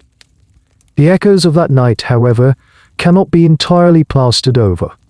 The Banquet of the Chestnuts serves as a permanent, unsettling footnote to every tour of the Vatican's splendors. It is a reminder of the profound duality that lies at the heart of so many human institutions. The same structures that can facilitate immense good charity, art, the preservation of knowledge can also, under different leadership and different pressures, become instruments of profound corruption and personal ambition. The institution of the papacy survived the debaucheries of the 10th century and the political chaos of the Great Schism. It reformed itself, first in the Counter-Reformation and then in subsequent centuries, reasserting its moral and spiritual authority. The excesses of the Renaissance papacy became a cautionary tale, a historical, never again, that spurred generations of reformers. But the story lingers as more than just a historical curiosity. It speaks to the enduring tension between the sacred ideals of an institution and the flawed, often rapacious, nature of the human beings who are entrusted with its power. The Apostolic Palace is a monument to this tension.